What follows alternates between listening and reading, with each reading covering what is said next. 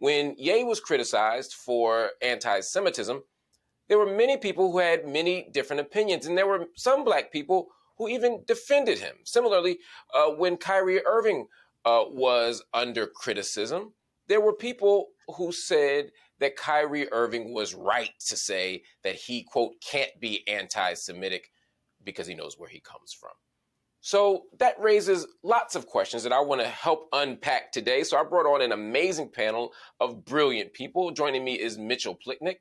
He is the president of Rethinking Foreign Policy. He's also the co-author of Except for Palestine, The Limits of Progressive Politics, co-authored with yours truly.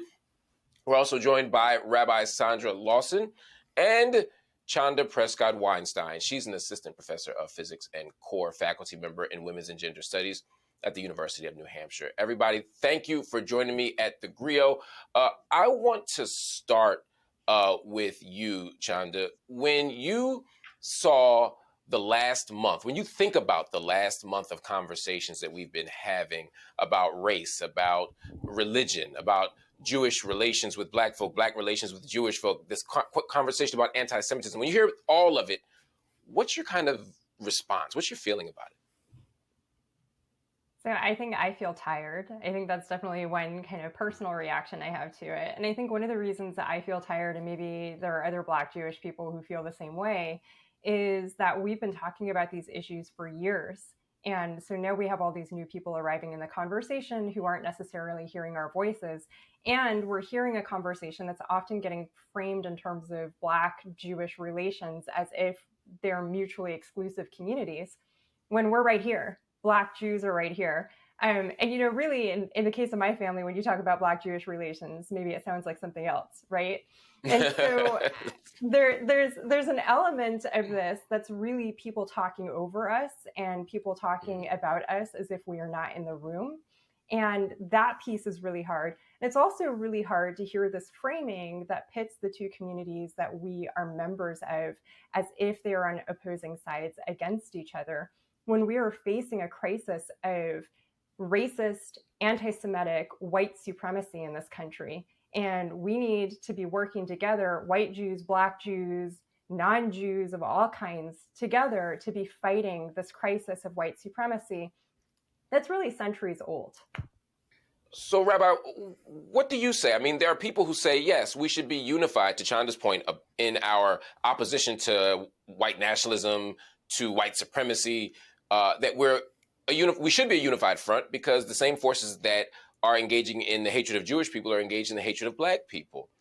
At the same time, many of us noticed that the response to Kanye West's anti-Semitism was far more intense and fast and decisive than our collective response to his anti-Blackness or his misogyny or any of the other things that he's been engaged in for years. And that difference speaks to some other problems that we have to work through as well. Yeah. So again, thank you so much for having me. And what I want to say is that for people who have been engaged in this conversation for a very long time, many Jews of color, many Black and brown Jews, Kanye West current anti-Semitic statements, I don't personally, as a Black woman, as a Jewish person, as a rabbi, I don't separate out his anti-Semitic statements from the previous statements he's made around slavery is a choice, white lives matter. This is a pattern. And this is a pattern that's very similar to white supremacist rhetoric when it comes to anti-Semitism and when it comes to Black and brown people. His rhetoric is more in line with what right-wing extremists than it is with left-wing extremists, where one of the things I want to say about that is that when it comes to right-wing extremists, anti-Semitism is core to their belief system around Jews, which is one of the differences with anti-Semitism on the left, which can often be corrected with education.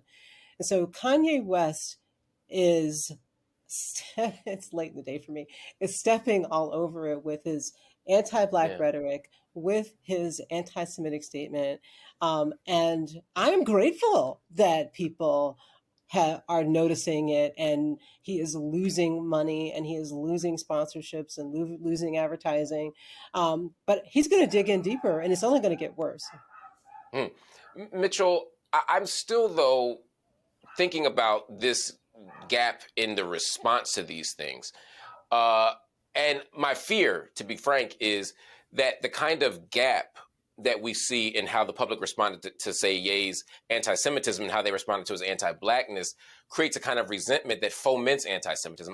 Some of the people who I heard pointing that out were also sometimes engaged in subtle forms of anti-Semitism. So for me, it's two things. It's on the one hand saying, look, anti-Blackness has to be taken seriously, but it's also that there are some fissures here that I think may lead us into a dangerous place.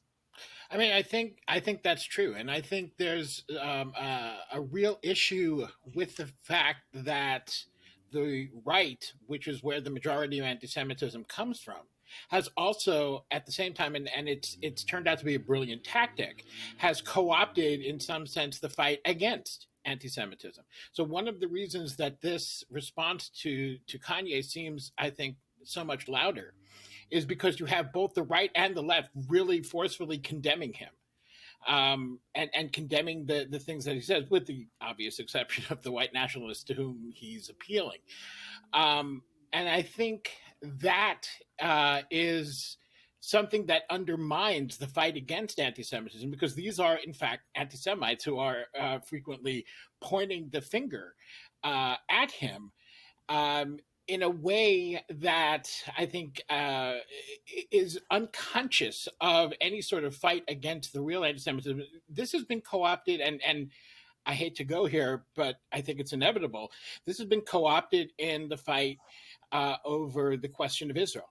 And the right has co-opted the language of anti-Semitism and used it to defend Israeli practices that are otherwise indefensible.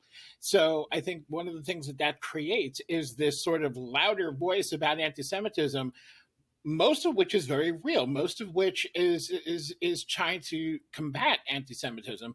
But there's this right-wing voice that amplifies it, that makes it louder, that is cynical and is in fact very dangerous. And it creates, one of the intended or unintended side effects is exactly the sort of resentment and fomenting of anti-Semitism that you're talking about. Chanda, would you agree with that assessment? Oh, no, please, Rabbi, go ahead, please. No, I just want to say also part of the challenge, or part of the problem, is that the language around who is a Jew, and this idea that Jews are white. Yes, some Jews are white, and as you can see, you have two Jews here that are clearly not. Yes, that makes a huge difference. And that's part of the conversation. And Chanda, you raised an important point earlier, and the rabbi also did, which is that when we have a conversation about Black-Jewish relations, it separates those two categories as if there are no Black-Jewish people. That's an important point to make.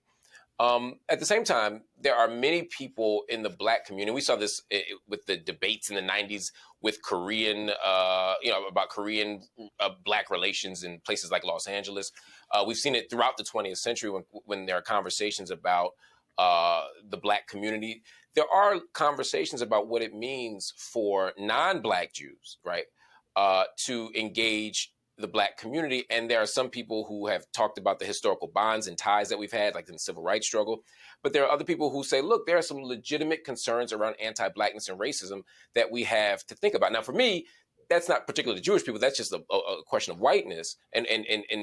But how do you think about that?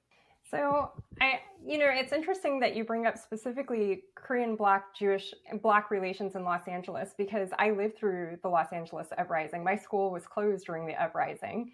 And I think one of the key issues and questions that we kind of have to come to understand is that there are Black people in every community. There are Black Jews, there are Black Koreans, there are Black Vietnamese people, there are Black people there are Black natives, there are Black people in every community, which means anti-Blackness is a problem for every single community to confront. Racism is a problem for every single community to confront. And to draw the connection with what Mitchell was saying about Palestine, one of the things that we see is that Jews of color often interpret the question of Palestinian rights differently from some of our white Jewish friends and family, because we were raised through the lens of the civil rights movement and our understanding of our people's experiences of oppression here in the United States, that we can recognize what that looks like elsewhere, right?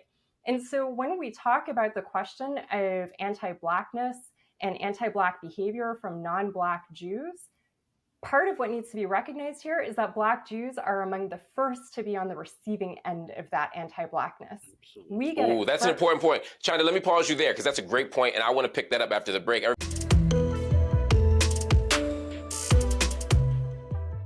Welcome back to the Griot. We are continuing our conversation. A 2020 Pew Research survey found that 15% of American Jews between the ages of 18 and 29 identify as multiracial. This is an interesting idea that I want to pick up on as we talk about the diversity between and among Jewish communities around the country, around the world, in fact.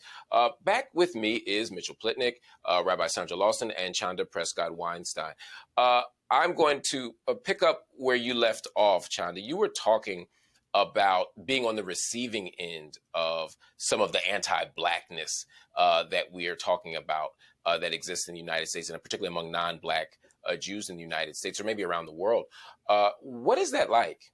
So I think I'll start by saying that initially my parents were afraid to introduce me to my great-grandfather because they didn't know how he was going to react to, I'm not even going to use the phrase that was used with me when the story was told to me, but they didn't know how he was going to react to having that kind of baby in the family. And it turned out to be okay, but that's literally, I'm like a newborn and already experiencing potential for anti-Blackness at the hands of my family. We have people in my synagogue who are dealing with, being the only ones in the room. All of these things that we talk about when we go into, for example, professional spaces, that's your entire childhood in some people's cases. So I think that's a piece of it. I think the other piece of it is, as an adult going into my synagogue, and people assume that I'm not Ashkenazi because there's this mapping of Ashkenazi Jewish onto white in a lot of people's minds. My last name gives it away. I'm very clearly an Ashkenazi Jew, right? But people are like, so, like, what are you? Like, are you Sephardi? Are you Mizrahi? And that speaks also to the marginalization of Sephardim and Mizrahim in our temples, particularly Mizrahim and Sephardim who are visibly non-white. So that's happening. We're going into our spaces, and you imagine walking into your church and people in your church are like, do you belong here? Are you a convert? All of these questions. But this is supposed to be your home. This is supposed to be your people. One of the things, Rabbi Lawson, that emerged in the aftermath of the Kyrie Irving controversy, and I don't want to get into the Hebrew Israelites. That's a different episode for a different day. That's a longer conversation. But at the very least, that conversation opened up a broader conversation about the long history of Black Jewry, or the long tradition of having conversations and maybe debates about lineage and origin and such. How important is it at this juncture in history to sort of reinforce the idea that Black Jews are not a new phenomenon, that they're not new to the world, that they're not new to the country, and that we have to recognize them not as converts or as interlopers, but as part of a tradition? Yeah, so like one of the things that I do when I go into communities and I talk about this is I go back to what our texts say. And so if you go to Exodus 18, I believe, there's a text in there that says a mixed multitude of people left Mitzrayim, left Egypt. And this is, I actually use the word Mitzrayim, the Hebrew word, intentional, because it is really weird when white I see what you did there. Right, when white Jews start talking about being slaves in an African country. We know, and most Jews in this country understand intellectually or on some level, that Jews are all over the world, that Jews come in every single wonderful rainbow tapestry that is a people that are people. Problem is, you add that on top of white assimilation of the Jews that came from Eastern Europe and the assimilation into whiteness. And so Jews in this country, now the first Jews that came to this country were Sephardic Jews. And if we use modern language, we would probably call those folks, Jews of color. Those people assimilated into American culture, and we don't talk about them because how we teach history in this country. But Jews in this country have this idea that all Jews come from Europe, immigrated to Europe, and rely on stereotypes of what a Jew looks like. And there's a lot of reasons for those stereotypes, but they're holding on to those stereotypes regardless if they've actually ever been true or not. So, and creating environments, and even the food we talk about, that comes the food that we think about of Jewish food, that's actually Eastern European, that comes from an Eastern European tradition.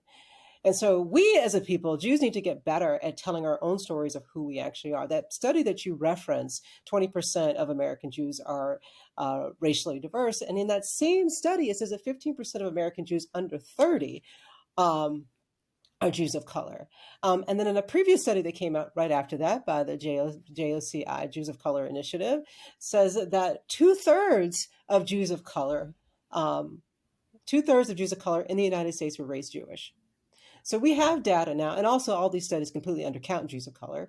But we know now, when you look at all the study, that the American Jewish population, the longer Jews live in this country, the more we look like Americans. The more, and that's because of intermarriage, assimilation, intermarriage, adoption, conversion, and all of those things. And so the same racial diversity you see in our larger American population, you also see in the American population. If you take a trip across the pond and go to Israel, you will see more racial diversity among the Jewish people. And that raises an interesting point, Mitchell. In the same way that we may have assimilation into the American culture, we also still have a normative whiteness that governs how we think about, the world and culture and such in the United States. And similarly, to Rabbi's point about Israel, while Israel has a multitude of Jewish populations, the majority of which I believe are the Mizrahi, right? You still have a normative kind of whiteness there. When you think about the treatment of the Beit Israel, the Ethiopian Jews who've been there now for almost 40 years in large amounts. When you think about the treatment of Arab Jews, all of these things speak to a way that whiteness can be normative, not just in the United States, but around the globe. I mean, I think that's true. It certainly has been Israel's experience that despite not being the majority, Jews of European descent have been culturally dominant, I would say, and dominant in other ways, and there's been some serious discrimination. But I think that's also reflected, frankly, back here in the United States, Right. where within our own community, Jews who have, as a community, we have a reputation for liberalism, and I think well earned, but at the same time, especially I think in recent years, I think there have been real obstacles with many white Jews denying. I think that they have white privilege, that they are, there's an argument that has been in both subtle and direct ways been made that our Jewishness makes us not white. And I just certainly don't agree with that. I don't see how, that can be, objectively true if you just look at the experience of a white Jew versus a black Jew, Jew of color. You started this with mentioning the controversy over Kyrie Irving. And I think it was reflected in that controversy because he may not be right, but there is something to look at by the fact that here's a black man basically being told by a bunch of white people, you have to apologize for what you just did. We got to run, Mitchell, but I think you're speaking to a point here, right? Which is, regardless of how we understand the particular details of that case, there's a racial politics here that we often haven't taken seriously exactly. as a country. Yeah, and I think that wasn't shown even in our own Jewish community. Well, I think all communities need to think through this stuff more, exactly. Unpack this stuff more, and talk to each other more, so that we can stay in all forms of solidarity across difference, across communities, across religions, across faiths, across ethnicities, so that we can actually fight our common enemy, which is, in this case, white supremacy. Right.